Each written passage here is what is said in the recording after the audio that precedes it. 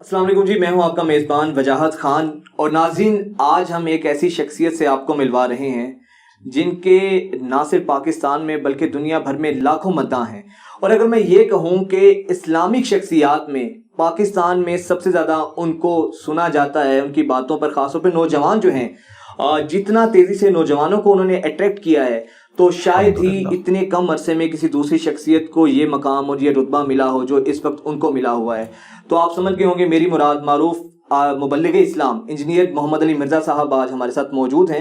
بہت شکریہ علی بھائی آپ کے وقت کا۔ جزاک اللہ خیرہ، لا حول ولا قوت الا باللہ، اللہم صلی علی محمد وعلی آل محمد۔ وجاہت بھائی شکریہ آپ کا کہ آپ نے موقع دیا کہ ہم آپ کے سامنے قرآن و سنت کی روشنی میں جو لوگوں کے سوالات ہیں ان کو ایڈریس کر سکیں۔ اللہ کا نام لے کے شروع کریں۔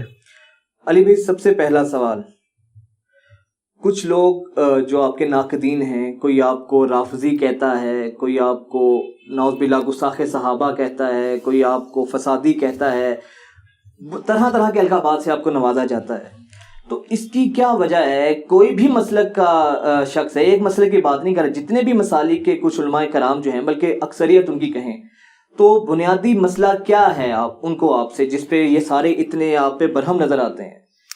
یہ جو آپ کو برہم نظر آ رہے ہیں نا، یہ صرف ان ٹاپکس کے اوپر نظر آ رہے ہیں جن ٹاپکس میں ان کے ساتھ میرا اختلاف رائے ہے۔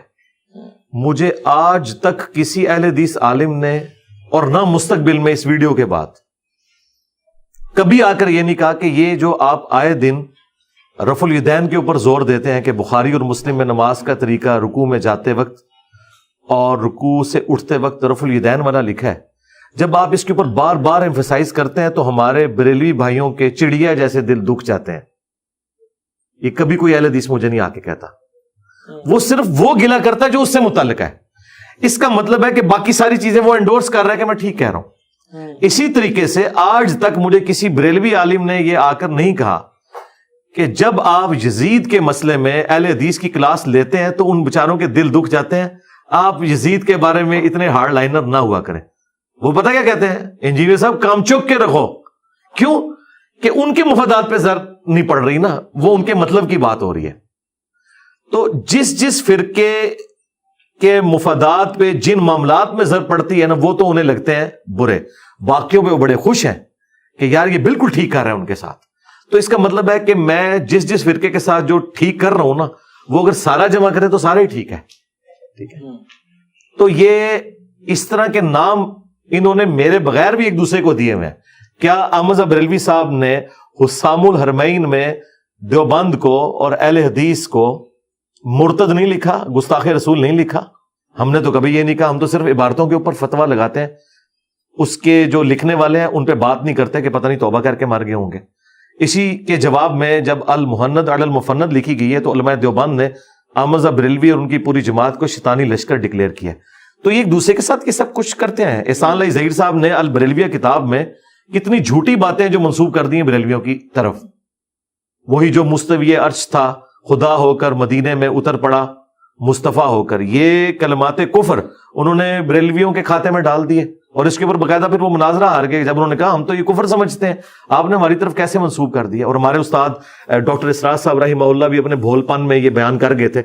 میری 1 to 1 جب ان سے ملاقات ہوئی تو میں نے کہا یہ آپ نے احمد بریلوی کے اوپر جھوٹ باندھا ہے اور بریلوی علماء کے اوپر۔ انہوں نے کہا میں نے تو اہل حدیثوں سے سنا تھا، میری تو اس میں کوئی تحقیق ہی نہیں تھی۔ جی انہوں نے خود کہا، ان کا میری تو تحقیق نہیں تھی۔ لیکن ایک اور مناظرے کا وہ ذکر کرتے ہیں انہی کے بیٹے، وہ کہتے ہیں کہ ابھی ریسنٹلی ان کی ویڈیو آپ کی نظر سے بھی ضروری لازماً گزری ہوگی، کہ وہ کہتے ہیں کہ میں چیلنج ان کو دیتا ہوں کہ انجینئر مرزا صاحب کو ناظرہ قرآن بھی نہیں آتا، ناظرہ بھی نہیں آتا۔ تو وہ دیکھیں نا میرے بھائی، میں نے ناظرہ قرآن کی قرات کر کے بتا دی، آپ رینڈملی اس کا کوئی صفحہ کھولیں میں وہاں سے پڑھنا شروع کر دیتا ہوں۔ یہاں سے رکوع سے شروع کر کون سے رکوع سے؟ یا ایھا الذین آمنوا اذکروا نعمت اللہ۔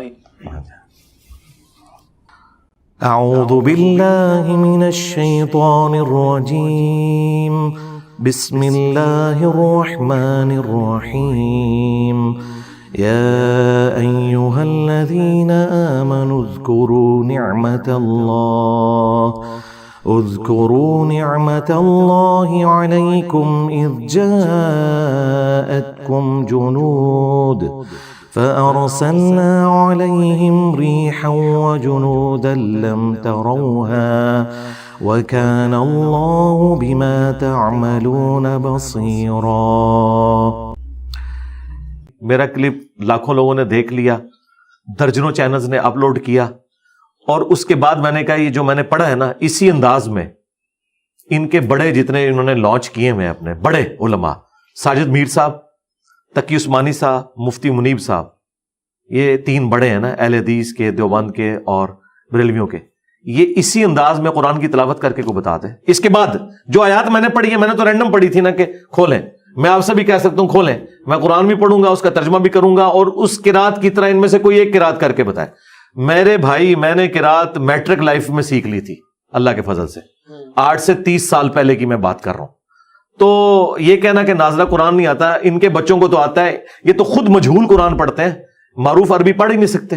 اچھا, ان کو عربی آتی ہے لیکن وہ مجہول عربی ہے, بے تے والی, بی تی یہ نہیں ہوگا, بازر بی تازر تی. ان کے بڑے علماء بھی آپ دیکھیں عربی آتی ہے, ایون غامدی صاحب کو اتنی اچھی عربی آتی ہے, لیکن وہ جب عربی شاعری پڑھتے ہیں یا آیات پڑھتے ہیں وہ بالکل پنجابی میں پڑھ رہے ہوتے ہیں وہ. اور قرآن کے نزدیک یہ بھی لحن جلی ہے, بڑی غلطی ہے کہ بازر بی کو بازر بے پڑھ دیں. ایون ہمارے استاد ڈاکٹر سرار صاحب بھی کئی جگہ قرآن پاک کی آیات مجہول پڑھ دیتے ہیں, اور ڈاکٹر ذاکر نائک تو بالکل ہی زبر زیر کی بھی غلطی کر جاتے ہیں. لیکن آج تک میں نے کبھی ڈاکٹر ذاکر نائک کو جاہل نہیں کہا, میں نے کہا اسے قرآن نہیں آتا, یہ کبھی بات نہیں کی, اس لیے کہ مجھے پتا ہے کہ ٹھیک ہے انہوں نے یہ قرات نہیں سیکھی تھی, ان کا بیٹا جو فارق نائک ہے بڑی اچھی قرات کر لیتا ہے, یہ ایک فن ہے. تو میرے اوپر وہ الزام لگائے نا جو لگتا ہو, جب میں تمہارے علماء سے اچھی قرات کر سکتا ہوں, اور میں نے کر کے بھی بتا دی. میری تو نماز پڑھانے کی ویڈیوز اپلوڈ ہوئی ہیں پوری پروننسیشن کے ساتھ, عربی قرآن کے سٹائل کے اندر. تو یہ بات کرنا تو اس سے بے عزتی کروا رہے ہیں نا. لیکن آپ کی اس بات سے تو یہ لگ رہا ہے کہ ان سب کی عربی غلط ہے, ان سب سے اچھی عربی آپ کی ہے. نہیں, یہ تو میں کہہ نہیں رہا, انہوں نے کہا کہ مجھے قرآن پڑھنا نہیں آتا. میں نے کہا مجھے پڑھنا آتا ہے, میں نے پڑھ کے ویڈیو میں ریکارڈ کروا دیا. تو تم اپنے بڑوں سے یہی آیات ذرا تلاوت کر کے بتا دو مجھے. میں نے تو کر کے دکھا دی نا.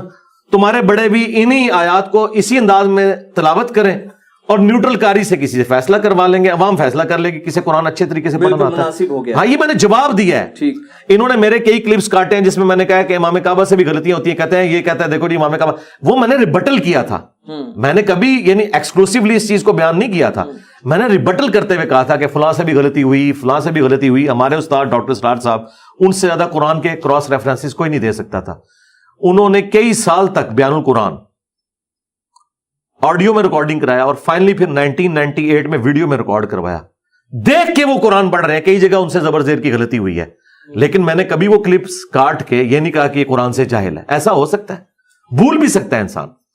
قرآن دیکھ کر غلط وہ پڑھ رہا ہے کہ آپ نے اس کی غلطی ہائی لائٹ کی, پھر دوسری بار پڑھا تو پھر وہ غلط پڑھے, تیسری بار پڑھے تو پھر غلط پڑھے. اس کے غلطی کہتے ہیں. زبر زیر کی غلطی کسی سے بھی ہو جاتی ہے, دیکھ کے بھی ہو جاتی ہے. وہ پتہ کیوں ہوتی ہے, جو بندہ درس قرآن دے رہا ہوتا ہے نا, وہ پڑھتے ہوئے اس کی توجہ اپنے دماغ میں پیرلل میں 3-4 موضوعوں پہ چل رہی ہوتی ہے کہ میں نے اس کا ترجمہ آسان کرنا ہے, اس کے تفسیر کے اندر میں نے کراس ریفرنس کے طور پر فلاں آیت اور فلاں حدیث پیش کرنی ہے. یہ 5-6 کام جب دماغ میں چل رہے ہوتے ہیں تو کبھی کبھار پڑھنے میں زبر زیر کی غلطی ہو جاتی ہے. لیکن جب بندہ قرات کرنے بیٹھا ہوا ہے, اب میں قرات کروں, کوئی بھی آگے, یہ میں نے ان کو کہا ہے کہ اپنے بڑوں کو لاؤ, چھوٹوں سے بات نہیں ہوگی, تمہارا بڑوں کے اوپر ناز ہے نا, اپنے بڑوں کو لاؤ. چلو یہاں نہیں آ سکتے, آن لائن قرآن کی کوئی سورت جو ان کو پسند ہے نا اپنے بڑے سے تلاوت کروائیں.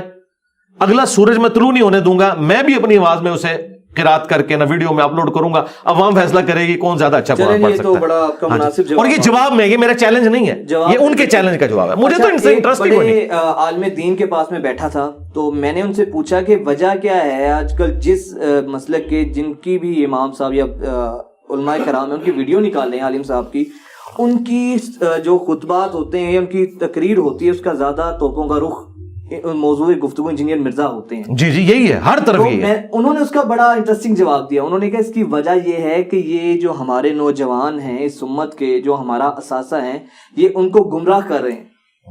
نہیں, اگر میں گمراہ کر رہا ہوں تو یقیناً میں نے کوئی یہود و نصارہ کی لکھی ہوئی کتابیں ان کے متھے مار دی ہیں دین کے اعتبار سے. ایک تو ہے نا کہ سائنس کی, سائنس تو کامن ریلیجن ہے, اسکول آف تھاٹ ہے.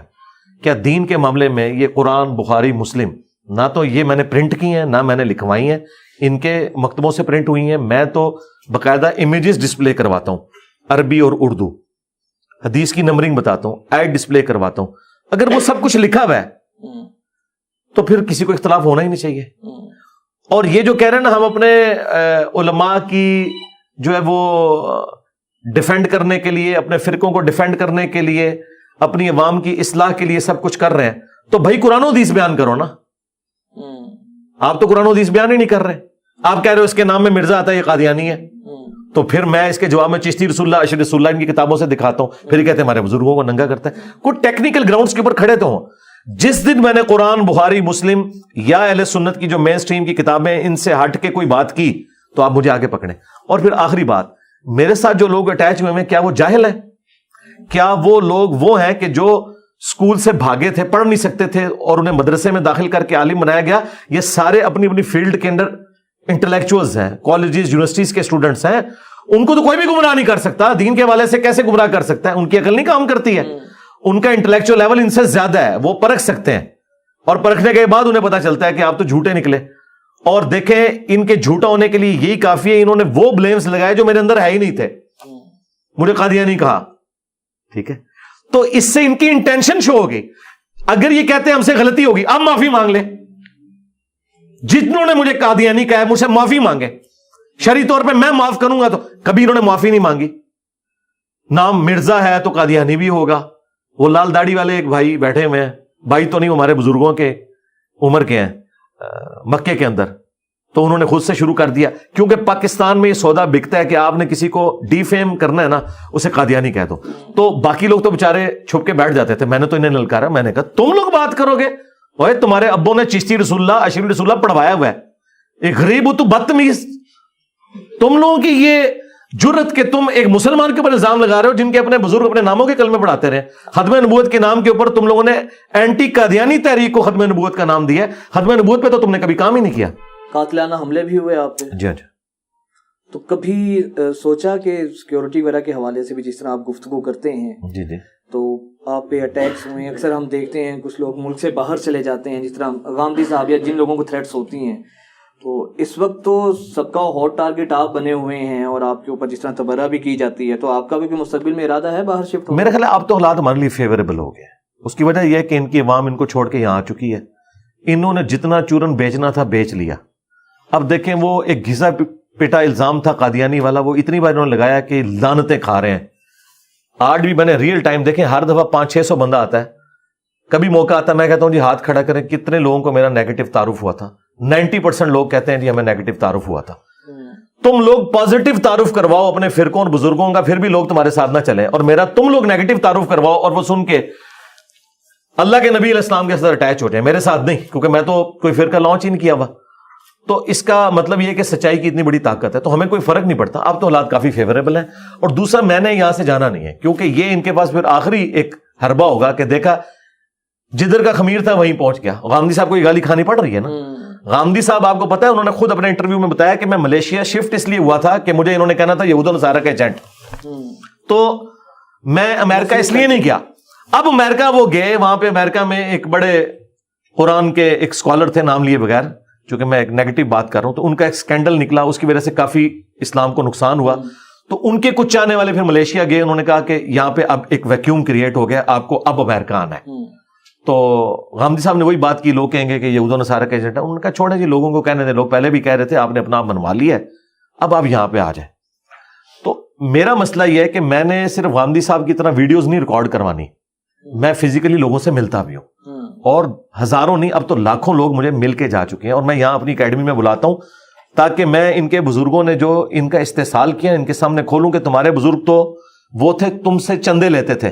میں لاکھوں لوگوں کو اپنی جیب سے دودھ پتی, سموسا اور یہ پورے کا, ہاں جی, یہ سارا کچھ ہی میں اپنی جیب سے کر کے انہیں بتاتا ہوں کہ اگر بزرگ بنانا ہے نا تو پھر اس کو بناؤ. حالانکہ ہم نہیں کہتے ہمیں بناؤ, لیکن تم جن بزرگوں کے ساتھ اٹیچ تھے وہ تمہارا استحصال کرتے رہے. تو میں نے چونکہ لوگوں سے ملنا ہوتا ہے, پھر میرے ساتھ جو تصویر کھنچوا کے جاتے ہیں فیس بک پہ لگاتے ہیں, پھر اور آگے دعوت ایک فشن ریئیکشن شروع ہو جاتا ہے. اس لیے میں یہیں بیٹھا ہوں. میں نے تو ان کو کہا ہے کہ جب تک تمہارا آخری مولوی اپنی طبعی موت کے ساتھ قبر میں نہیں پہنچ جاتا اور میں اس کی قبر پہ وکٹری کا نشان بنا کے نہیں بیٹھ جاتا, میں نے پاکستان سے نہیں جانا. اچھا, کیا وجہ ہے کہ ابھی میں لاسٹ ٹائم بھی آیا تھا اور ابھی میں دیکھتا ہوں کہ 95% یوتھ آپ کو سننے آئی ہوتی ہے, تو ایسا کیا منجن ہے آپ کے پاس، لوگ جنت مرزا کو چھوڑ کے علی محمد علی مرزا کے پیچھے آ گئے؟ دیکھ لیں اس وقت میمز ہوں پازیٹیو انداز میں لرن کرنے کے پوائنٹ آف ویو سے، یا ٹک ٹاک کے اوپر دیکھیں ہر طرف میری ویڈیوز نظر آ رہی ہیں. تو اللہ تعالیٰ نے جب فیصلہ کیا اس حوالے سے کہ اس امت کو اب رسول اللہ صلی اللہ علیہ وآلہ وسلم کی دعوت کے ساتھ جوڑنا ہے، تو پھر ہر جگہ اس دعوت کی سچائی آپ کو رنگ لاتی ہوئی نظر آ رہی ہے. اس کے پیچھے کئی ایک ریزنز ہیں. ایک تو دیکھیں جی، سب سے پہلے میں نے پورے اخلاص کے ساتھ یہ کام کیا. دین کا کام ہوتا ہے اخلاص کے ساتھ، چندہ بک بنا کر نہیں ہوتا، مدرسے کھول کر فرقے لانچ کر کے نہیں.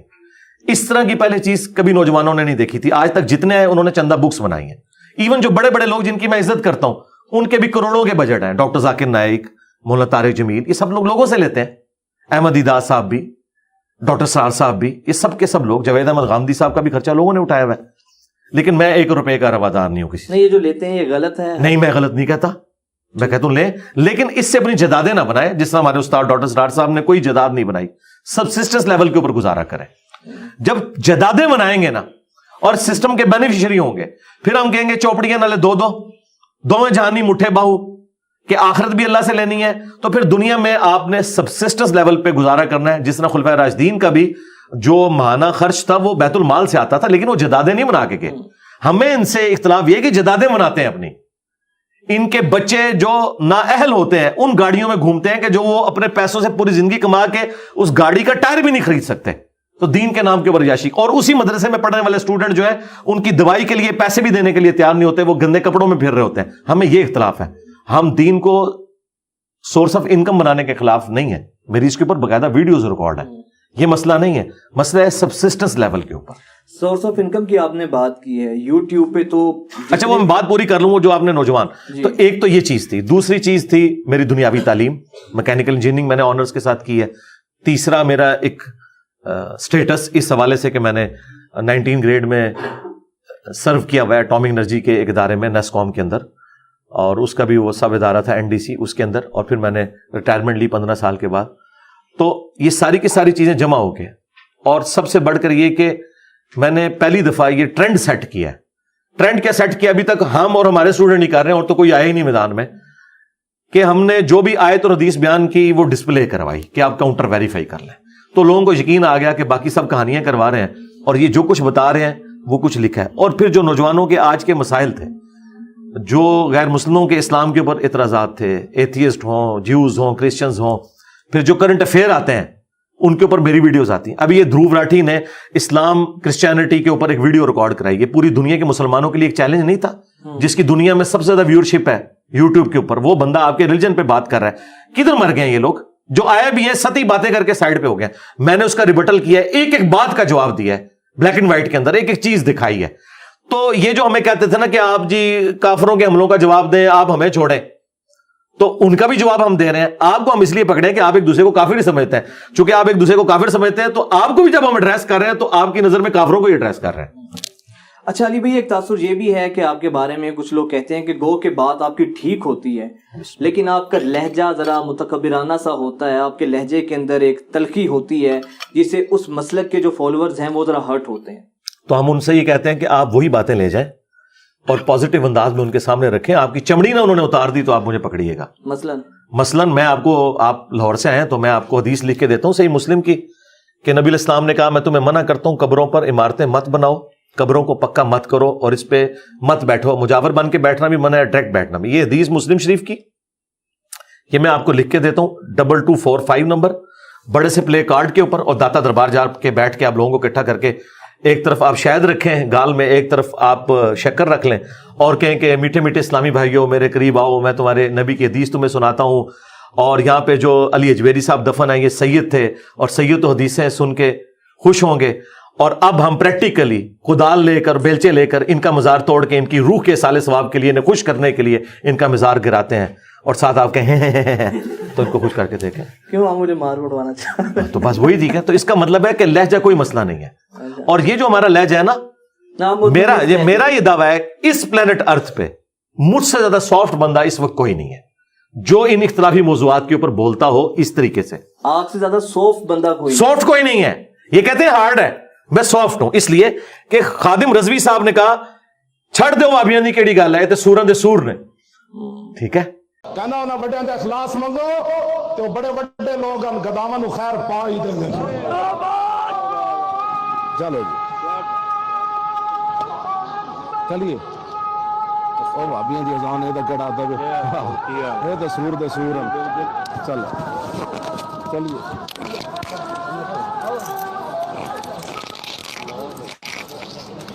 क्या मैंने कहा कि वाबी सूरा ने सूर ने एक दूसरे को वाजिबुल कत्ल करार देते हैं, काफिर करार देते हैं। मैं कहता हूं ये मुसलमान है, मेरा इल्मी इख्तलाफ है, नमाजें इनके पीछे पढ़ूंगा, चंदे इनको दूंगा, तो मैं सॉफ्ट हुआ ना। ये तो एक दूसरे को इस्लाम से बाहर निकालते हैं। मैं कहता हूं मुसलमान तो मेरे से ज्यादा सॉफ्ट बंदा कोई नहीं इस टॉपिक के ऊपर। तारिक जमील साहब को आप इसलिए कोट नहीं करेंगे कि उनके टॉपिक्स नहीं है, गामदी साहब के ये टॉपिक्स नहीं है। इन टॉपिक्स के अंदर सबसे सॉफ्ट मैं हूं। और अगर आपने इनकी हार्ड लाइन देखनी हो तो मुनाजरों में देखें एक दूसरे के साथ कैसे करते हैं। मुझे कभी आप ऐसे करता हुआ नहीं देखेंगे। रहा अंदाज, डॉक्टर इसरार साहब का अंदाज मुझसे भी ज्यादा सख्त था, लेकिन उनसे इनके फिरकों का नुकसान कोई नहीं हुआ, इसलिए इन्हें कोई फिक्र नहीं है। अभी भी आप उलमा को देखें किस तरह चीख चीख के बोलते हैं। डॉक्टर तैयब कादरी साहब की आपने यंग एज की तकरीरें सुनी है, अभी भी इवन कितना गला फाड़ते हैं। तो क्या ये अंदाज है?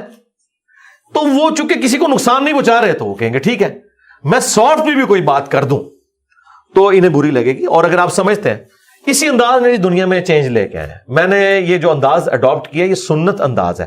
सही मुस्लिम में हदीस है, नबी इस्लाम जब मिंबर पर चढ़ते 2005 नंबर हदीस है, ये इमाम बाकिर ने रवायत की है और इमाम जाफर ने अपने वालिद इमाम बाकिर से सुनी है और इमाम बाकिर ने जाबिर बिन अब्दुल्ला से। वो कहते हैं जब नबी इस्लाम मिंबर पर आते आपकी आंखें सुर्ख हो जाती, गुस्से में इजाफा हो जाता, आवाज बुलंद हो जाती जैसा कोई जर्नैल अपनी फौज तैयार कर रहा हो। ये नबी इस्लाम का तकरीर का स्टाइल था, ये मिंबर की रिक्वायरमेंट है।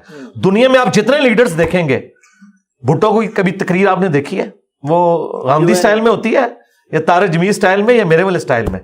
उससे पहले हिटलर को आप देख लें, उसका जो नेगेटिव एक्टिविटी को छोड़े, जो उसने एक सार बांधा, पूरे यूरोप के ऊपर कब्जा कर लिया, और उस वक्त अगर अल्लाह भला करे रशिया का वो ना आता तो वो ले दे गया था। तो सियासी शख्सियत नहीं, मैं बता रहा हूं ना कि नहीं जिसको लोग फॉलो करते हैं, दाई का लहजा बड़ा हलीम, तो मैंने बता दिया नबी इस्लाम का ये लहजा था ना तकरीर का। अच्छा, अब ये जो कुरान में है ना कि अगर आप सख्त मिजाज होते तो आपके साथी आपके इर्द गिर्द से हट जाते, आपको छोड़ देते, तो जाहिर है कि जब हम आपस में गुफ्तगू करते हैं तो मेरे भाई मुझसे ज्यादा सॉफ्ट ही कोई नहीं है। आप लोगों को तो कोई दो बातें कर दे आप दोबारा उसकी शक्ल नहीं देखते। मैं तो उन लोगों के पीछे नमाजें पढ़ता हूं जो पूरी पूरी तकरीर मेरे सामने बैठ के मेरे खिलाफ करते हैं, मुझे काफिर डिक्लेयर करते हैं। मैं तसल्ली से कुछ किए बगैर उधर से उठ के आ जाता हूं और कभी वीडियोस में उनका नाम तक भी नहीं लिया। तो मैं बड़ा नरम मिजाज हूं इस हवाले से, हालांकि मैं एक्सट्रोवर्ट हूं दावत के हवाले से, लेकिन नॉर्मल गुफ्तगू में जब आप मिलेंगे तो मैं इस स्टाइल में तो नहीं गुफ्तगू कर रहा हूँ। अब मुझे बताएं, शायद अफरीदी जिस अंदाज में अंपायर के सामने अपील करते हैं, क्या उस अंदाज में अपनी बीवी से चाय मांगते हैं? कभी उनकी बीवी ने इतराज किया कि मैदान क्रिकेट में जाके तुम्हें क्या हो जाता है? उसे पता ही उसकी रिक्वायरमेंट है, इस स्टेज की एक रिक्वायरमेंट है, वो मैं पूरी करता हूं। हाँ, आप पर्सनल मजलिस में मेरे साथ बैठे हैं, मैं सॉफ्ट हूं इंशाअल्लाह ताला। अली भाई, आपका माशाल्लाह इतना ज़बरदस्त नेटवर्क है, आने वाले को खिलाते पिलाते भी हैं, चाहे समोसे से उनकी तवाज़े करते हैं, फिर सारी तवानाइयाँ वक्त आपका यहाँ पे सर्व हो रहा है। तो सोर्स ऑफ इनकम क्या है आपका, कहाँ से आप? ये तो नैब वालों को पूछना चाहिए, आपका तो कोई लेना देना नहीं। नहीं, फिर भी आपके चाहने वाले सुनने वाले, मेरे चाहने वाले यही सुने कि भाई जो आपसे हमारे मुखालफीन ही पूछेंगे ना, मेरे चाहने वालों को तो पता है। जो मुखालफीन पूछें तो उन्हें बताएं कि अली भाई के पास एक मुसल्ला है, वो उठाते हैं नीचे सोना ही सोना। ये देख लें, मेरी बोतल भी सोने की है लेकिन ओरिजिनल नहीं है, बस देखने में कलर हुआ है। एडिट हो गया, उन्होंने सच्ची मुच्ची सोने की बना। जी हाँ, नहीं फिर भी, क्योंकि सवाल पूछने की वजह यह है कि जितने भी मसालिक के जितने भी उलमाए कराम इस वक्त अच्छा यूट्यूब पे मौजूद हैं, सबकी अच्छी इनकम है और आपकी माशाल्लाह जितनी व्यूवरशिप है, तो आप यूट्यूब से अर्निंग भी नहीं करते, वरना एक वो बहुत बड़ा सोर्स ऑफ इनकम आपका हो सकता है मंथली। बिला मुबालगा अगर मैं कहूं कि कम से कम 5 मिलियन तो आप इजीली अर्न कर सकते हैं। नहीं, इससे ज्यादा मेरा ख्याल है 8 to 9 मिलियन। एग्जैक्टली, तो वो भी नहीं करते हैं। तो फिर सोर्स ऑफ इनकम क्या है? दूसरा, क्या आप इस YouTube की कमाई को हराम समझते हैं? क्योंकि बाकी उलमाए कराम तो इससे अर्निंग कर रहे हैं, आप क्यों नहीं करते? देखें, मैंने इसको बारहा क्लैरिफाई किया है कि हमने YouTube से जो मोनेटाइजेशन है वीडियो एड्स के ऊपर नहीं की हुई है, जेपीजीज इमेजेस के ऊपर की हुई है। और मेरी इसके ऊपर सालों पहले वीडियो रिकॉर्ड है, YouTube की इनकम लिखें, उसमें मैंने कहा था इमेजेस वाली दुरुस्त है, वीडियो एड्स में बेपर्दा औरतें اور بعض اوقات فوش لباس پہنی ہوئی عورتیں آ جاتی ہیں. وہاں آپ اشتہارات کو کیٹاگرائز تو کر سکتے ہیں پروڈکٹ کے اعتبار سے, لیکن وہ تو شیونگ بلیڈ میں بھی عورت کو لے آئیں گے, ٹھیک ہے. لیکن جو امیجز ہیں ان میں یہ معاملہ نہیں ہوتا, کیونکہ وہ بینر اتنا چھوٹا ہوتا ہے کہ اس کے اوپر وہ تصویریں نہیں آتی. عموماً اس کے اوپر بس صرف اس چیز کا نام اور لنک لکھا ہوتا ہے. ہاں کیٹیگرائزیشن ضرور کریں, یہ نہ ہو کہ کوئی شراب کا اشتہار نیچے چل رہا ہو, وہ آپ کر لیں. باقی ویڈیو ایڈز کا ایشو ہے, اس کے ساتھ ہماری نظر آپ ہی احتیاط برتتے ہیں. جو باقی علماء کرام ہیں وہ تو اس سے پیسے کما رہے ہیں, تو اس کا مطلب نہیں, باقیوں میں بھی کچھ لوگ ہیں, مثلا الیاس قادری صاحب ہیں, انہوں نے نہیں کی. ڈاکٹر اسرار صاحب کا جو چینل ہے انہوں نے نہیں کی بھی. ہاں ان کے علاوہ سب نے کی بھی, ایون طارق جمیل صاحب نے بھی کر لی ہے. میرے کہنے پہ انہوں نے بند کی تھی, بعد میں دوبارہ آن کر لی, پتہ نہیں انہوں نے کی یا ان کے ساتھ والوں نے کی. اور اب تو اللہ کا شکر ہے میرا مسئلہ آسان ہو گیا. مفتی تقی عثمانی صاحب کا ریٹن میں فتویٰ آ گیا, ٹھیک ہے, کہ یوٹیوب کی انکم یہ جو ایڈز کے ذریعے ہے, ویڈیو ایڈز کے ذریعے درست نہیں ہے. اور اس میں انہوں نے پوری وہ تفصیل لکھی جو میں یہ بیان کر رہا ہوں. ہاں رہی امیجز والا معاملہ, اس کو ہم جائز سمجھتے ہیں. مطلقاً ہم یہ نہیں کہتے کہ یوٹیوب کی کمائی حرام ہے, ہمیں ویڈیو ایڈز کے ساتھ ہے. طارق جمیل صاحب نے مجھے خود بتایا, جب میں نے انہیں ہائی لائٹ کیا نا, وہ کہتے ہیں یار وہ مجھے امریکہ سے بھی کالز آئی تھی کہ اتنے گندے اشتہارات چلتے ہیں. یورپ امریکہ میں تو آپ سوچ نہیں سکتے جس قسم کے ایڈز چلتے ہیں. بالکل. تو کیٹیگرائزیشن آپ کیا کریں گے؟ صابن حلال ہے نا, اس کو تو آپ کیٹیگری میں چیک کریں گے نا. تو صابن کا اشتہار پھر آپ کی لکس کی مرضی ہے کہ وہ کس طرح کا چلائے, آپ سے پوچھ کے تو نہیں انہوں نے کرنا. لیکن یہ امیجز میں ہوگا نا تو لکس کی ٹکیا بنی ہوئی ہوگی اور ساتھ لکھا ہوگا. وہ اتنا چھوٹا بینر ہوتا ہے کہ اس کے اوپر وہ ساری چیزیں نہیں کر سکتے. اس لیے میں نے ایز اے لاسٹ ریزارٹ اس کی اجازت دی تھی, اور وہ اس لیے کہ جب تک آپ مونیٹائزیشن نہیں کرتے آپ کا چینل سکیور نہیں ہوتا کاپی رائٹس کے پوائنٹ آف ویو سے, اور اس کی گروتھ بھی نہیں ہوتی. تو ایز اے لاسٹ ریزارٹ صرف امیجز تک بات کی تھی. جس طرح آپ کہتے ہیں نا کہ وہ دھواں پہنچنا, وہ والا معاملہ ہے. ہاں آپ نے امرود کاٹا, اس میں کیڑے نکلے, وہ تو آپ چھوڑ سکتے ہیں, لیکن جو بیکٹیریاز ہم انہیل کر رہے ہیں وہ تو ہمارے اختیار میں نہیں. تو اتنا میں نے امیجز کے پوائنٹ آف ویو سے ہی بات کی تھی کہ وہ آپ کریں. اگر مستقبل میں یوٹیوب یہ آفر کر دے کہ ویڈیو ایڈز آپ کیٹیگرائز بھی کریں, اور ایڈ پہلے آپ چلا کے خود اس سے چیک ان چیک کریں ہر ایڈ کو, اور یہ پاسبل نہیں ہے, بہت بڑا کام ہو جائے گا کیونکہ اتنے ملک ہیں. اگر ایسا ہو جائے تو میں آج ہی آپ مجھ سے فتویٰ لے لیں کہ میں پھر بالکل صحیح کہوں گا اسے. ٹھیک ہے. اچھا علی بھائی, آپ جتنے آپ کو تھریٹس ہیں, ہم دیکھتے ہیں کہ نیچے سیکیورٹی اتنی زیادہ تھی, تو کتنی آپ کی موومنٹ کس طریقے سے ہو, مطلب یہ تو میں نہیں پوچھوں گا, ظاہری بات ہے پوچھنا بھی نہیں چاہیے اس طریقے سے, لیکن تمام چیزوں کو مینیج کیسے کرتے ہیں آپ کی؟ اکثر لاسٹ ویڈیو میں بھی آپ نے کہا تھا کہ بہت آپ کی لائف ولنریبل بن گئی اس لحاظ سے کہ آپ فریلی موو نہیں کر سکتے ہیں, آپ کے لیے بہت زیادہ مسائل ہوتے ہیں. اب تو میں اس زندگی کا عادی ہو چکا ہوں جی. شروع میں میرے لیے تکلیف دہ چیز ضرور تھی, اب میں عادی ہو چکا ہوں. ظاہر ہے جب ایک مشن کے لیے آپ چلتے ہیں, اگر ہٹلر اپنی غلط کاز کے لیے پوری زندگی ایک بنکر میں گزار سکتا ہے, تو کیا ہم اللہ اور اس کے رسول کی خاطر اپنے معاملات کو مینج نہیں کر سکتے؟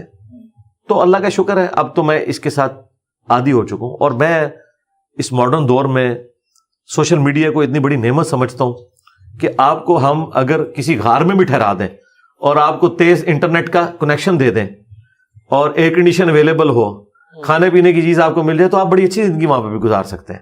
اور آپ کو ہم بہت اچھی جگہ پہ شہر کے اندر رکھیں, آپ سے انٹرنیٹ چھین لیں تو آپ کی روح ہی نکال لی. ٹھیک ہے, تو یہ انٹرنیٹ نے, سوشل میڈیا نے, یوٹیوب نے زندگی آسان کر دی ہے. میری یہ نہیں مصروفیات, میں ادھر اپنے آپ کو انٹرٹین کر لیتا ہوں. واک والا معاملہ ہے تو میں اپنے گھر کے اندر کر لیتا ہوں. تو اس طرح اپنی چیزوں کو مینج کر لیتا ہوں, یہ کوئی اتنا مسئلہ نہیں. اور اب کوئی ایز سچ اتنا پرابلم نہیں رہا, شروع میں تھا, اب ایکسیپٹنس آ گئی ہے, کیونکہ عام آدمی جو ہے نا اسے یہ پتا چل گیا کہ انجینئر ٹھیک کہہ رہا ہے. چاہے وہ انجینئر کی بات کو مانے نہ مانے, لیکن اس کے دل نے گواہی دے دی ہے کہ یہ غلط نہیں ہے. ہاں میں معاشرے کے ڈر کی وجہ سے اس دعوت کو ایکسیپٹ نہ کروں, تو اللہ کا شکر ہے کہ یہ اتنے مشکل حالات اب نہیں رہے, پہلے بہت زیادہ تھے. ہاں انڈیویجول لیول کے اوپر آپ کہیں کہ مولویوں کا یا دہشت گرد تنظیموں کا, وہ تو ظاہر آپ کو پتہ ہے کہ ان کا ایک اپنا ایک مزاج ہے, ان کے اوپر تو ظاہر ہماری سیکیورٹی ایجنسیز نے نظر رکھی ہوئی ہے, اور وہ سیکیورٹی میرے ساتھ ہوتی ہے گورنمنٹ کی طرف سے بھی, اللہ کا شکر. اور ابھی بھی آپ بائک پر ہی زیادہ سفر کرتے ہیں؟ مجھے ضرورت ہی نہیں پڑتی سفر کرنے کی, اللہ کا شکر. اچھا, زیادہ ٹائم یہیں پہ اسپینڈ؟ جی میں تو بس اپنی جو موومنٹ ہے میری لمیٹڈ ہے. اچھا علی بھائی, اکثر ہم اپنے علماء کرام سے بھی سنتے ہیں, کہا جاتا ہے کہ جیسی عوام ہوتے ہیں ویسے ہی حکمران ہوتے ہیں. تو کہیں نہ کہیں حکمرانوں کو بھی جسٹیفائی کیا جاتا ہے, تو آپ اس چیز کو کس اینگل سے, کس پرسپیکٹو سے دیکھتے ہیں؟ دیکھیں 50% تو یہ بات درست ہے کہ جس طرح کی عوام ہوگی اسی عوام میں سے ایک بندے نے آرمی چیف بننا ہے, ایک نے چیف جسٹس بننا ہے, ایک نے پرائم منسٹر بننا ہے, باہر سے تو آ کے نہیں بننا. تو ظاہر اسی میں سے بننا ہے تو اسی قسم کا ہی ہوگا, اللہ یہ کہ اللہ تعالیٰ کی طرف سے کوئی معجزانہ معاملہ ہو جائے.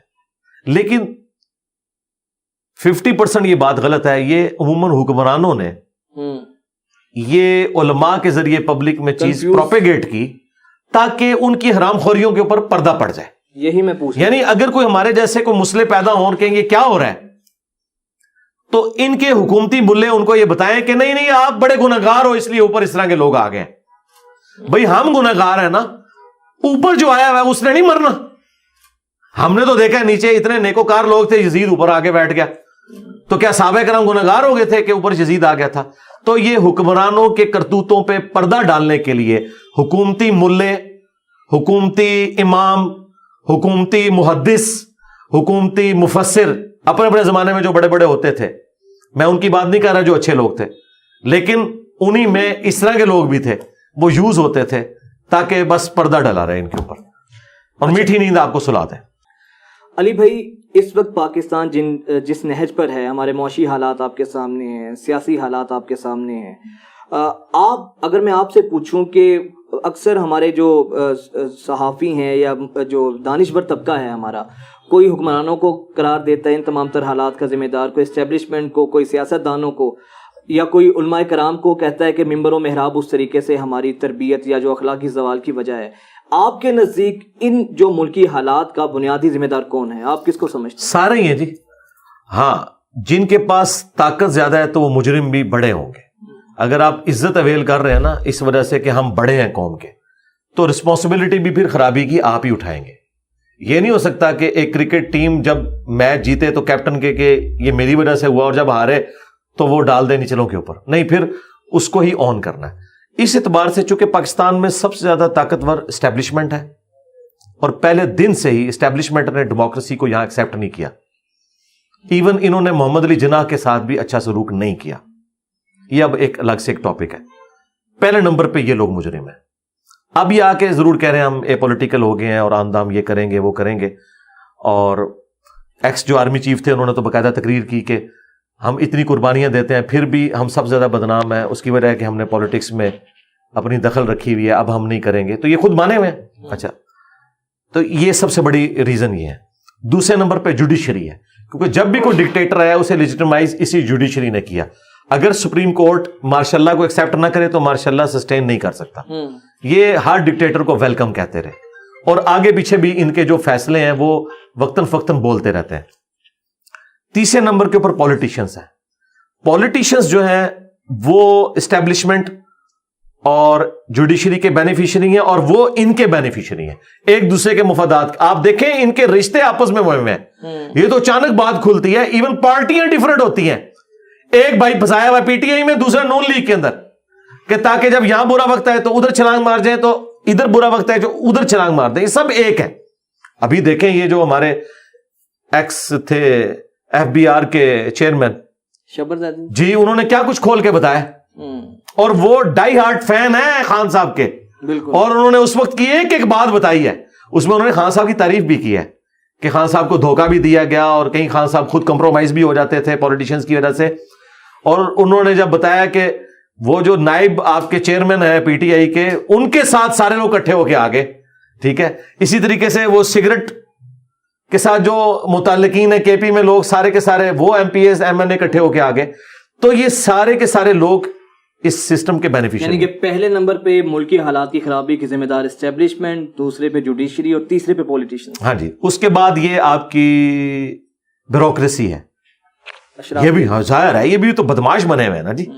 آپ ان لوگوں کے بنگلے دیکھیں, انگریزوں نے ان کو کیا دیا, خود تو وہ چھوٹے چھوٹے گھروں میں رہتے ہیں, ان کو کس طرح کی زندگی یہاں دے کے گئے ہیں. اور اس کے بعد پھر آپ کے وڈیرے, اور وہ پولیٹیشنز کی کیٹیگری میں اگر آپ نے فال کروانا ہے, وہ الیکشن نہ بھی لڑے وہ کنگ میکر ہوتے ہیں. اور اس کے بعد علماء کا طبقہ بھی یقیناً ذمہ دار ہے, کیونکہ انہوں نے جو ویکلی گیدرنگ تھی جمعے کی, وہ نکاح طلاق کے مسائل بتانے کے لیے, استنجے کا طریقہ بتانے کے لیے نہیں, یہ پولیٹیکل گیدرنگ ہے. عید کی ہماری اینول پولیٹیکل گیدرنگ ہے اور حج کی انٹرنیشنل پولیٹیکل گیدرنگ ہے. انہوں نے اس کو دوسری طرف کر دیا ہوا. ہماری تو مساجد میں لکھا ہوتا ہے یہاں پر سیاسی گفتگو کرنا منع ہے. جی جی جی. تو سیاسی گفتگو کرتے ہیں نا آپ. جب گورنمنٹ ان کے مدرسوں کا پوچھتی ہے حساب کتاب بتاؤ ذرا چندوں کا, تو پھر یہ سیاسی گفتگو بھی کرتے ہیں آ کے. جب آپ ان کے مفادات کے اوپر ضرب لگاتے ہیں تو ساری سیاسی گفتگو یہ لوگ کر رہے ہوتے ہیں. اور میرا خیال ہے مولانا فضل الرحمان صاحب یا سراج الحق صاحب یا باقی جو سیاسی جماعتیں ہیں ان کے لیڈرز کے بعد کم از کم مذہبی طبقے کو تو یہ کہنا ہی نہیں چاہیے کہ سیاست جو ہے وہ دین سے الگ ہے کوئی. اور یہ خود تو ڈاکٹر اقبال کو بڑا کوٹ کرتے ہیں, جدا ہو دین سیاست سے تو رہ جاتی ہے چنگیزی. تو سیاست پہ یہ بات کرتے ہیں, ایسی بات نہیں ہے. اور اس کے بعد اگر کوئی مجرم ہے تو پھر عوام الناس بھی ہے جی. کم از کم وہ پڑھا لکھا طبقہ, انہیں کم از کم آواز تو بلند کرنی چاہیے تھی نا. اب آپ دیکھ لیں جتنے لوگ قانون کی حکمرانی کی بات کرنے والے لوگ ہیں, جہاں جہاں ان کی پولیٹیکل ایفیلیشن ہے, جب ان پولیٹیشنز کے اوپر برا وقت آتا ہے نا, اس وقت انہیں democracy, rule of law, judiciary یاد آتی ہے. اور جب دوسروں پہ برا وقت ہوتا ہے اس وقت وہ کہہ رہے ہیں بالکل ایسا ہی ہونا چاہیے ان کے ساتھ. تو ان سب کو اکٹھا ہونا چاہیے کہ طے کر لیں کہ ہم نے آئین کی پاسداری کرنی ہے, فوج نے اپنا کام کرنا ہے, جوڈیشری نے اپنا کام کرنا ہے, پولیٹیشنز نے اپنا کام کرنا ہے, پارلیمنٹ نے قانون سازی کرنی ہے. پارلیمنٹ قانون سازی کیا کر رہی ہوتی ہے, جیسے ہی حکومت جا رہی ہوتی ہے وہ اپنے بینیفٹس بڑھا کے تو ہو جاتی ہے. اب مجھے بتائیں اگر چیف جسٹس بیٹھ کے مہنگائی کا رونا رو رہا ہے اور 3 دن بعد ہمیں پتا چلے اس کی 4 لاکھ تنخواہ بڑھ گئی ہے, ایسا ہوتا تو پھر ظاہر ہے ہم تو پھر قنوت نازلہ ہی لوگوں کے اوپر پڑھ رہے ہوں گے نا کہ یار ہمیں دھوکہ دے رہے ہو تم لوگ. مطلب تمہارے دل میں کہاں, تمہارے سینے کے اندر اتنا غم آ گیا ہے عوام کا. اچھا, ہم سیاستدانوں سے جب اس پر بات کرتے ہیں اپنے ٹاک شوز میں تو وہ بڑی بے بسی کا اظہار کرتے ہیں. وہ کہتے ہیں کہ ہمارے تو ہاتھ پاؤں بندھے ہوتے ہیں, چاہے وہ وزیر اعظم ہو یا چاہے ایک عام کوئی منسٹر بھی ہو, تو کہیں نہ کہیں وہ اپنے آپ کو اس طرح سے جسٹیفائی کرتے نظر آتے ہیں کہ ہمارے تو ہاتھ ہی بندھے ہوئے ہیں. پھر ریسنٹلی جو کچھ ہو رہا ہے وہ بھی آپ کے سامنے ہے. ٹھیک ہے, کسی حد تک بھی بات درست ہے, لیکن 100% نہیں بندھے ہوئے. دیکھیں میں سب سے زیادہ کرٹیسزم کرتا ہوں اسٹیبلشمنٹ کے کردار کے اوپر, لیکن یہ ان کی خوبی ماننے والی ہے. اگر انہیں بجٹ مل رہا ہے نا تو کینٹ آپ کو صاف نظر آ رہا ہے. ٹھیک ہے, ایک پہاڑ کی چوٹی پہ بھی فوجی بیٹھا ہے نا, اس کے پاس بھی کھانا جا رہا ہے صاف ستھرا, میڈیکل کی فیسلٹی دی ہے.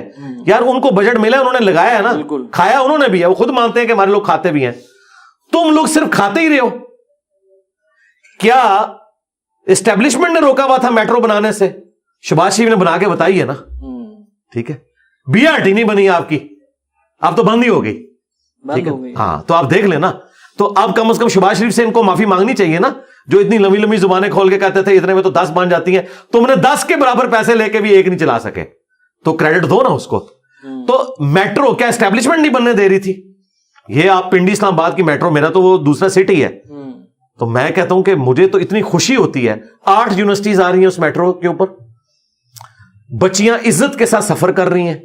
وہ لوگوں نے اپنی گاڑیاں بند کروا دی ہیں, پیسے بچ رہے ہیں لوگوں کے. اور جو بےچارے استحصال کرتے تھے 4-4 5-5 ہائی ایسز بدل کے, وہ بیچاری بچیاں فرنٹ سیٹ کے اوپر, وہ ڈرائیور جو کچھ ان کے ساتھ کرتے تھے اب عزت کے ساتھ ایئر کنڈیشن بس میں بیٹھ کے وہ جاتے ہیں. سب کچھ ہو رہا ہے جی. میں کہتا ہوں جی اس کے فضائل کے اوپر پوری ایک بک لکھی جا سکتی ہے. شہباز شریف کے کہ میٹرو کے؟ نہیں, میٹرو کے فضائل پہ. اور ظاہر ہے کہ اس کا کریڈٹ شہباز شریف کو ہی جاتا ہے. تو اس نے کر کے بتایا نا یار. آپ موٹر وے نواز شریف نے بنا کے بتائی نا, 35 ارب روپے کی بنی تھی اس وقت, آج 3500 ارب کی بھی نہیں بنتی وہ. ٹھیک ہے, اس وقت بھی لوگ باتیں کرتے تھے موٹر وے کی کیا ضرورت ہے, آج کہتے ہیں نہیں ہماری لائف لائن ہے. تو دیکھیں پولیٹیشنز نے جہاں کنٹریبیوشن کی ہے وہاں پہ کی ہے. انہیں چیئرمین پی ٹی آئی نے صحت کارڈ لانچ کیا ہے نا, بالکل, تو اسٹیبلشمنٹ نے انہیں روکا تو نہیں نا. تو یار یہ کام ہو سکتے تھے نا, کریں نا. یہ سارے کا سارا کھلا دیتے ہیں ایم این ایز کو, ایم پی ایز کو, تو یہ کام نہ کریں گے. تھوڑا تھوڑا کام بھی کرتے ہیں نا تو بہت کچھ ہو جاتا. تو میں اس کے ساتھ ایگری نہیں کرتا. یہ کچھ تو بہانہ کرتے ہیں اور کچھ جینون ایشوز بھی ہیں. نا اہلی ہے, یہ ماننے والی بات ہے, نا اہلی ہے. آپ انگوٹھا چھاپ لوگوں کو, یار آپ لوگوں نے وزیر بنایا ہوا ہے.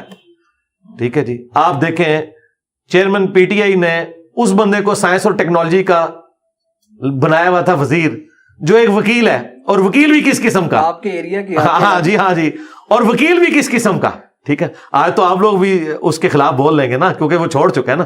ابھی وہ پی ٹی آئی میں ہوتا تو آپ نے کہنا تھا وہ نون لیگ والوں نے بھی تو یہ کر دیا نا.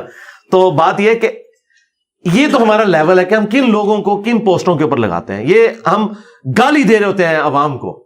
ٹھیک ہے. مجھے تو بڑی حیرانگی ہوتی ہے کہ سائنس اور ٹیکنالوجی کا وزیر وہ ہے جسے سائنس کا پتہ نہیں ہے, اس کے سامنے ایک بندہ ایک پی ایچ ڈی اگر آ کے فزکس بیٹھتا ہے تو وہ کیا.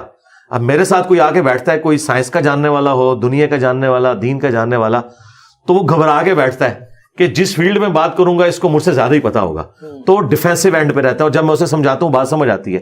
ان لوگوں کو لوگ کیا عزت دیں گے؟ لیکن علی بھائی دوسری طرف ہماری جو مذہبی قیادت ہے وہاں پہ بھی ہم دیکھتے ہیں کہ باپ ہے, باپ کے بعد بیٹا ہے, فضل الرحمان صاحب ہیں تو ان کا بیٹا ہے, تو یہاں پر بھی تو ہمیں یہی چیز دیکھنے کو ملتی ہے. آج چل رہی ہے نا, غلط ہے نا. ان کو ٹیلنٹ کے اوپر لوگ اوپر لے کے آنے چاہیے. یعنی میں نون لیگ میں کسی صورت یہ صحیح نہیں سمجھتا تھا کہ شاید خاقان عباسی جیسے ٹیلنٹڈ بندے کے ہوتے ہوئے یا احسن اقبال صاحب کے ہوتے ہوئے جونیئر لوگوں کو صرف اپنے خاندانی بنیاد کے اوپر لائے جاتا. ایسا نہیں ہونا چاہیے. غلط کر رہے ہیں, سب کر رہے ہیں غلط. دوسرا ہمارا نظام تعلیم پہ اگر میں کچھ بات کروں گا, کلوزنگ کی جانب بڑھ رہے ہیں. جی جی. ایک طرف ہمارا مذہبی طبقہ ہے, درس نظامی کرتے ہیں, مدارس کے بچے ہیں, ہزاروں احادیث ازبر ہیں, لیکن پش اینڈ پل کے فرق کا نہیں پتا. دوسری طرف ایک وہ ہمارا طبقہ ہے جو ایلیٹ سکولز میں جو ایلیٹ طبقہ کہلاتا ہے کہ بہت اے لیول او لیولز کے بریلینٹ اپنے اپنے اس پہ محاذ پہ کام کر رہے ہیں, ایجوکیشن میں سب سے آگے ہیں, لیکن سورہ اخلاص تک نہیں آتی. یہ دو کنٹراڈکشن ہیں, تو اس سے تو آٹومیٹکلی ہمارے ملک میں پھر different school of thought he پیدا ہوگا. جی اسی طرح ہی ہو رہا ہے نا. لیکن میں آپ کو بتاؤں اب تبدیلی آ رہی ہے, اور یہ میں کچھ جذباتی بات نہیں کر رہا, یہ ریالٹی ہے. ہمارے جتنے اسٹوڈنٹس ہیں سارے پڑھے لکھا طبقہ ہے, ڈاکٹرز ہیں, انجینئرز ہیں, پروفیسرز ہیں, یونیورسٹیز میں پڑھنے والے لوگ ہیں, اور دین ماشاءاللہ ان کو علماء سے بھی اب زیادہ آتا ہے. ہماری ویڈیوز کی برکت سے وہ دین کو سیریس لے رہے ہیں. ہاں اسکولنگ سسٹم اور مدرسہ سسٹم اس میں فالٹ موجود ہے, تو اس کے اوپر ہم صرف رونا ہی رو سکتے ہیں نا. یہ تو ہماری گورنمنٹس کے کام ہے نا, یہ قومی اسمبلی کا کام ہے, سینٹ کا کام ہے کہ وہ اس طرح کی قانون سازی کرے کہ اس طرح کے معاملات کو سیٹل کیا جائے. آپ کو بھی آفر تو کی گئی تھی وزارت کی, آپ نے انکار کر دیا, تو جب آپ لوگ نہیں ہوں گے تو پھر دوسرے لوگ تو آئیں گے. میں نے انکار اس لیے کیا کہ اس کا نقصان ہوگا. اس کی وجہ یہ کہ میں چونکہ کسی مکتب فکر کو ریپرزینٹ نہیں نہ کرتا, تو یعنی الٹا ایک لڑائی ڈل جائے گی. وزارت کون سی تھی ویسے؟ مذہبی امور. اچھا ہاں, تو اس کا فائدہ نہیں ہے نا, کیونکہ مذہبی امور میں کوئی بریلوی, دیوبندی, اہل حدیث ان کو ہونا چاہیے, شیعہ جن کے مدارس ہیں, میرا کیا لینا دینا. ہاں میں اسسٹنس پرووائڈ کر سکتا ہوں کہ یہ آپ ریفارمز لے کے آئیں, لیکن جب مجھے لائیں گے تو وہ پھر ظاہر ہے کہ وہ فرقوں والی ایک جنگ ہے نا. ایون آپ ایک بریلوی کو بھی لگاتے ہیں, دیوبندی اہل حدیث بھی اسے ایکسیپٹ نہیں کریں گے, مجھے تو بالکل ہی نہیں کریں گے نا. تو بجائے ایک گن پوائنٹ کے اوپر بلکہ ہمیں کنونس کر کے اپنے معاملات کو لے کے چلنا چاہیے. تو یہ ہمارا اسکولنگ سسٹم میں بہتری اگر لائی جائے, جس طرح الہدا انٹرنیشنل اسکول سسٹم ہے ڈاکٹر فرحت ہاشمی کا, وہاں پہ وہی چیز ہے جو آپ چاہ رہے ہیں کہ دنیاوی تعلیم بھی ہے اچھی, دین کی بھی تعلیم سکھائی جاتی ہے. تو یہ آہستہ آہستہ ہوگا, سٹارٹ تو لینا ہوگا, لیکن یہ گورنمنٹوں کے کرنے کے کام ہے. ہم وائزین ہیں صرف, یا ہم زیادہ سے زیادہ انٹلیکچوئل ان پٹ دے سکتے ہیں, باقی جو ڈیسیژن میکر ہیں وہ تو یہ لوگ ہیں نا, یہ ان کے کرنے کے کام ہے. لاسٹلی موجودہ سیاسی قیادت میں اب آگے الیکشن بھی قریب آ رہے ہیں, تو آپ کس کو سمجھتے ہیں کون زیادہ بیٹر ہے؟ اگر میں آپ سے پہلے جو ڈرائیونگ سیٹ پر موجود ہیں, پی ایم ایل این ہے, پیپلز پارٹی ہے, یا پھر پاکستان تحریک انصاف ہے, آپ کے نزدیک کیا آپ کس کو اینالائز کریں گے کہ یار یہ لوگ پھر بھی ملک کی بہتری کے لیے ٹھیک ہیں؟ دیکھیں اگر کریکٹر کی بات کریں گے نا تو پھر ذاتیات کے اوپر اگر نون لیگ کی لیڈرشپ کے اندر خرابیاں موجود ہیں تو پی ٹی آئی کی لیڈرشپ میں بھی خرابیاں, وہ تو ہمارے سامنے آ چکی ہیں. ٹھیک ہے, کول و فیل کا تضاد بھی, باقی سارے معاملات بھی. بہت بڑا طبقہ ابھی بھی انہیں نجات دہندہ. ہاں جی میں بتاتا ہوں آپ کو, اب ہر طرف یہ چیز موجود ہے. ہاں یہ آپ کہہ سکتے ہیں یہ اتنے پرسنٹ ہیں, یہ اتنے پرسنٹ. اب میری ذاتی رائے پوچھ رہے ہیں تو میرے خیال ہے یہ جو ابھی اس وقت پرائم منسٹر صاحب ہیں انہوں نے اسٹیبلٹی لے کے آئے ہیں. سر معیشت تباہ ہو گئی. وہ معیشت کیا تباہ ہوئی ہے؟ معیشت تو وہ شبر زیدی نے بتا دی ہے نا کب کی تباہ ہوئی ہے. اچھا آپ دیکھ لینا, اگر کوئی باہر کا بندہ بات کرتا تو آپ ریجیکٹ کر دیتے. ہمیں تو یہ باتیں اس وقت بھی پتا تھی. ٹھیک ہے, شبر زیدی صاحب نے جو اب باتیں آ کے ڈسکلوز کی ہیں وہ گن پوائنٹ پہ تو نہیں کی. اگر انہوں نے گن پوائنٹ پہ کی ہوتی پھر اشرافیہ کا ذکر وہ کبھی نہ کرتے. انہوں نے کسی کو نہیں چھوڑا. ہاں انہوں نے سب کو, جس نے جتنا اس معاملے کو خراب کرنے میں حصہ ڈالا تھا, شاہ زیب خانزادہ نے ایکسکلوسیو پورا پروگرام ان کے ساتھ کیا ہے. وہ پروگرام دیکھنے والا ہے. میں کہتا ہوں جی وہ جیو کا جو پروگرام ہے نا, یہ والا جو شبر زیدی کے ساتھ ہوا ہے, یہ ہزاروں پروگراموں کے اوپر بھاری ہے. وہ آپ کو پوری قوم کی مینٹالٹی اور سیاستدانوں کی مینٹالٹی بتا دے گا, اسٹیبلشمنٹ کی بھی اور اشرافیہ کی بھی. تو معاملات تو خراب ہوئے تھے نا. اب یہ جہاں تک معاملات پہنچ چکے تھے، بہرحال آ کے انہوں نے کسی حد تک تو سٹیبل اسے کیا ہے. اب تو مخالفین بھی، ہمارا صاحب بھی کہہ رہے ہیں کہ جی 8-9 مہینے تو گزر جائیں گے لیکن بعد میں ہوگا. لیکن بہرحال انہوں نے ابھی اس کو معاملات کو سٹیبل کیا ہے. اور میرا خیال ہے کہ کنٹینیوٹی ہونی چاہیے. اگر اس وقت چیئرمین پی ٹی آئی کے ہاتھ حکومت آ جاتی ہے تو یہ دنگا فساد دوبارہ شروع ہو جائے گا. حالات خراب ہو جائیں جی بہت زیادہ خراب ہوں گے، کیونکہ اسٹیبلشمنٹ نے اب ان کے ساتھ اس طرح چلنا نہیں، کیونکہ انہوں نے بہت زیادہ ریڈ لائنز کراس کی ہیں جو میں ساتھ ساتھ اس وقت کہتا تھا کہ یہ آپ نہ کریں، یہ نہ کریں. کا اظہار جس میں جی میں کرتا رہتا تھا. اور پھر وہ دیکھیں 9 مئی ہوا ہے، پھر اس میں کتنے بیان بدلے انہوں نے بھی، چیف جسٹس نے بھی. ہم عوام کو نہیں نظر آ رہا، پہلے اس کا مزہ لے رہے تھے، جب وہ گلے پڑ گیا تو پھر اس سے جان چھڑانے لگے. ہزاروں بچوں کی زندگی سپائل ہو گئی، وہ جیلوں میں پڑے ہوئے ہیں. ٹھیک ہے. اور اس کے بعد اب میں آپ کو بتاؤں، وہ کٹر قسم کے چیئرمین پی ٹی آئی کے فالوورز جو اندھی تقلید ان کی کرتے تھے نا، اس واقعے کے بعد میرے اپنے جاننے والوں میں وہ کہتے ہیں چھوڑیں جی اس کی تو بات نہ کریں. کیوں؟ ان کا تعلق فوج سے تھا. انہوں نے کہا یار اس لیول پہ تو ہم نے یہ نہیں کیا تھا کہ آپ فوج کے ساتھ یہ کچھ کریں. ٹھیک ہے. تو وہاں پہ بھی اب وہ والا ایک آپ جو کہتے ہیں نا سہر، وہ ٹوٹ چکا ہے. اچھا یہ 9 مئی کے بعد ظاہر ہے بہت کچھ ہو گیا نا. فوج کی بال ٹریننگ یہ ہے کہ اس ریڈ لائن کو جو بھی کراس کرے گا نا یہ بہت آگے، اور وہ واقعی غلط بھی ہوا، اس طرح ہونا بھی نہیں چاہیے تھا. ہاں وہ جو کچھ ہوا نا اس کے بعد معاملات بگڑے.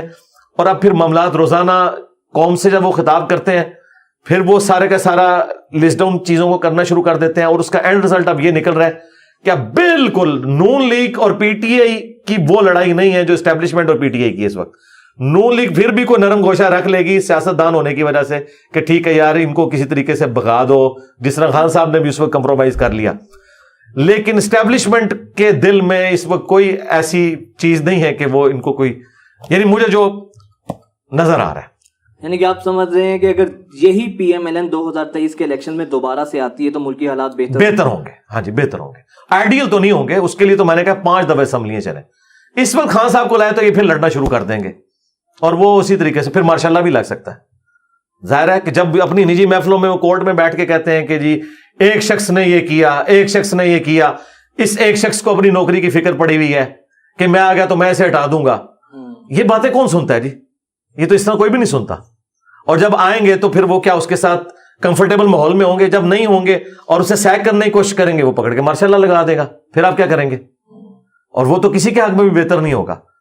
یعنی کہ انجینئر محمد علی مرزا کے جو پسندیدہ اس وقت سیاستدان ہیں شہباز شریف صاحب ہیں. نہیں یہ نہیں میں نے بات کی. آپ نے مجھ سے یہ پوچھا ہے میرے پسندیدہ سیاستدان، تو پھر ان کو تو آپ نے گورنمنٹ ہی نہیں دینی.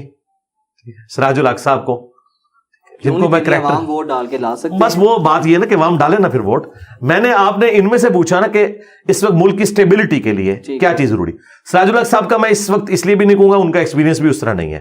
خان صاحب کے فیلئر کی وجہ بھی یہی ہے نا کہ وہ کبھی کونسلر بھی نہیں رہے، کوئی وزیر نہیں رہے، انہیں ایکسپیرینس نہیں تھا معاملات کو لے کے چلنے کا. یہ ضروری نہیں ہے کہ ایک بندہ ایک فیلڈ میں اچھا تو دوسری میں بھی اچھا ہو، ایسا ہو نہیں سکتا. ٹھیک ہے ماسٹر آف نن اور جیک آف آل ایسا معاملہ. لیکن پھر جب آپ نے سارے اپنے ساتھ جیک اس قسم کے اکٹھے کیے ہوئے ہیں، بڑی برائی چھوٹی برائی، یہ اس طرح، تو اس لیے میں اب ملک کی سٹیبلٹی کی آپ بات کر رہے ہیں نا اس وقت، تو میرا خیال ہے یہ جو ابھی پالیسیز آئی ہیں ان کو کنٹینیو کریں. کوئی بھی آئے، یعنی شہباز شریف آ جائے، کوئی بھی آ جائے، لیکن یہ معاملات اس طریقے سے چلیں جس کی وجہ سے دونوں طرف جو ہے وہ کمفرٹیبل ہے. یعنی شہباز شریف صاحب میں یہ خوبی تو ہے نا، وہ اسٹیبلشمنٹ کے ساتھ بنا کے چلتے ہیں، بہت زیادہ خوبی ہے. اچھا یہ خوبی ہے، لیکن وہ ساتھ عوام کے بھی کوئی تھوڑے بہت کام کر دیتے ہیں. یہ نہیں کہ کوئی ڈلیور نہیں کرتے. آپ کو پنجاب میں جو کوئی نظر آ رہا ہے وہ شہباز شریف کا ہی ہے نا. اب آپ کہیں گے گورنمنٹ بھی ان کی نہیں ہے، تو سرکار کے پی میں گورنمنٹ کس کی رہی ہے؟ آپ ذرا دکھائیں ادھر کون سا پروجیکٹ ہے، تو آپ کو نظر آ رہا ہے نا. لیکن علی بھائی اسی سرکار میں، اسی سیٹ اپ میں یہ جو کچھ 9 مئی کے بعد ہوتا رہا ہے، خواتین کے گھروں میں چھاپے اور یہ کچھ بالکل غلط ہے. یہ میں آپ کو وثوق سے کہہ رہا ہوں پولیٹیکل گورنمنٹ نے نہیں کیا. اچھا ہاں بالکل، میرے تو فرسٹ ہینڈ نالج ہے میرے پاس. میں نے لوگوں سے پوچھا، ایون انہوں نے تو ہاتھ اٹھا دیا، ان کا بھائی ہم نہیں یہ کر رہے. بھائی سیدھی سی بات ہے، بڑوں سے آپ کی لڑائی ہے تو پھر یہ کچھ تو ہوگا. لیکن مجھے یہ بتائیں کہ جو آپ کے DGIS تھے، عمران خان صاحب کو خوش کرنے کے لیے وہ کیا عورتوں کے گھر میں داخل نہیں ہوئے تھے؟ مریم نواز کا دروازہ کیا نہیں توڑا گیا تھا اس وقت ان کو خیال نہیں آیا تھا کہ ہم پہ بھی وقت آئے گا؟ تو مکافات عمل ہو رہا ہے نا. یہ یہ سارے معاملات ہو یہ رہے ہیں. کچھ جو چیئرمین پی ٹی آئی کے ساتھ ہو رہا ہے یہ جی بالکل. اور جو کچھ نواز شریف صاحب کے ساتھ ہوا یہ مکافات عمل تھا جو انہوں نے بے نظیر کے ساتھ کیا. یہ دنیا میں مکافات عمل تو ہوتا ہے نا. سبق نہیں سیکھا کسی نہیں, سبق کوئی بھی نہیں سیکھ رہا, ابھی بھی نہیں کوئی سیکھ رہا. ویسے اوپر سے بات کرتے ہیں لیکن اوپر سے بھی اتنی زیادہ بات تو کوئی بھی نہیں کر رہا کہ ہم نے کوئی سبق سیکھ لیا. مستقبل میں آپ کا ارادہ ہے سیاست میں آنے کا؟ نہیں جی, پاکستان کی سیاست سے اللہ تعالیٰ کی پناہ, مطلب دنیا بھی خراب اور آخرت بھی خراب, کیونکہ یہ پاکستان کی سیاست تو جھوٹ, یو ٹرنز اور بلیم گیم اس کا مجموعہ ہے. اس سے تو بندہ دنیا اور آخرت میں برباد ہو جاتا ہے. میں سیاست کو کنڈیم نہیں کر رہا, پاکستان کی جو اسٹیبلش سیاست ہے اس وقت وہ تو بھائی جھوٹ کا ہی نام ہے. اور ہم نے چونکہ لوگوں کی آخرت کے پوائنٹ آف ویو سے ایفرٹ پٹ کر رہے ہیں, میں نہیں چاہتا کہ میں اس جو بظاہر ایک گند بن چکا ہے اس میں داخل ہو کے تو دین کا کام, اپنی بھی دنیا خراب کروں اور لوگوں کی بھی دنیا اور آخرت خراب کرنے کی کوشش کروں. ضرورت نہیں ہے. جو لوگ کام کر رہے ہیں ٹھیک ہے, ہم ان کے ہاتھ مضبوط کریں گے. دیکھیں میں شہباز شریف کا معترف ہوں میٹروز کے پوائنٹ آف ویو سے اور یہ باقی ساری چیزیں گورننس کے پوائنٹ آف ویو سے. اچھا میں چیئرمین پی ٹی آئی کا معترف ہوں صحت کارڈ کی وجہ سے. اسی طریقے زرداری صاحب کی جو میں سمجھتا ہوں بے نظیر کے قتل کے بعد وہ جو 2-4 دن تھے وہ تو ہوئے, لیکن اس کے بعد جو جس طریقے سے انہوں نے یعنی کمپرومائز کر کے اپنے معاملات کو لے کے چلے تو یہ ان کی ایک خوبی ہے. ٹھیک ہے, آپ سی پیک کی آج سارا کریڈٹ نواز شریف صاحب لیتے ہیں لیکن اس میں زرداری صاحب کا بھی حصہ ہے. ایران کے ساتھ حالات بہتر کرنے کی ابتدا زرداری صاحب نے کی تھی, بعد میں ٹھیک ہے یہ لوگ بھی شامل ہوئے, تو سب نے تھوڑا تھوڑا کنٹریبیوٹ کیا ہے. اس پوائنٹ آف ویو سے سب کی پازیٹیو چیزیں. اور میں آپ کی اس کیمرے کی وساطت سے آپ کو جو ایک بات خیر اوپن سیکرٹ ہو چکی ہے, پاکستان کا جو ڈیفنس کا نظام ہے ایٹامک انرجی کا, چاہے میزائل سسٹم ہو یا باقی سارے معاملات, اس میں ہمارے پرائم منسٹر کی بڑی قربانی ہے. لوگ بات تو کرتے ہیں کہ جی فوج کی قربانی ہے, وہ بالکل اپنی جگہ ہے کہ انہوں نے بجٹ کھلا دیا ان کو. ضیاء الحق صاحب نے بھی فل بجٹ دے کے رکھا بعد میں بھی, لیکن کنٹریبیوشن ان لوگوں نے بھی اپنی لائف تھریٹ پہ لگا کے اس معاملات کو لے کے آگے چلے ہیں. یعنی میزائل سسٹم پاکستان میں بے نظیر کی وجہ سے ہے. ٹھیک ہے, پھر اس کو اپنے ایپیکس تک پہنچایا تو مشرف صاحب نے پہنچایا, حالانکہ میں اس کا اتنا ناقد ہوں, لیکن مجھے پتا ہے کہ نیسکوم کا ادارہ اور یہ سارا کا سارا معاملہ مشرف نے جس طرح اس کو کھڑا کیا ہے, اس پورے سسٹم کو, میزائل سسٹم کو آگے لے کے چلے, جس کی ابتدا انہوں نے رکھی تھی. پھر نواز شریف صاحب نے جو اٹامک بلاسٹ کیے ہیں دلیری دکھائی ہے اور اس میں کوئی شک نہیں ہے. اور اس سے پہلے ضیاء الحق صاحب بھی کنٹریبیوٹ کرتے رہے, اور ذوالفقار علی بھٹو تو یہ سارا سسٹم سٹارٹ ہی انہوں نے کیا, ڈاکٹر عبدالقدیر خان کو انہوں نے آفر کی, تو سب نے اپنی اپنی جگہ کنٹریبیوٹ کیا ہے. ٹھیک ہے, بہت شکریہ علی مرزا صاحب, بہت شکریہ آپ کے وقت کا. انجینئر محمد علی مرزا صاحب کی گفتگو آپ نے جانی, مجھے اجازت دیجیے, پھر ملاقات ہوگی. اللہ حافظ.